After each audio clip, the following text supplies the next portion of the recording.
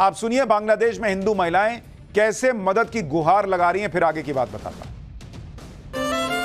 মিছিল নিয়ে যাওয়ার সময় উল্টো দিক থেকে এসে আমার বাসার মধ্যে ঢুকে, আমার বাবা একজন ব্যবসা করে, সে তার ব্যবসার প্রতিষ্ঠান, আমার ভাই একজন ডাক্তার, ছোট কাকার ছেলে, তার চেম্বারও আমাদের বাসার মধ্যে। এই চেম্বারের মধ্যে ঢুকে আমাদের পুরো ভাইরা চুইরা কিচ্ছু রাখে নাই। আমার কাকাকে খুঁজতেছিল, আমার ভাইকে খুঁজতেছিল, মানে এরা কোথায়।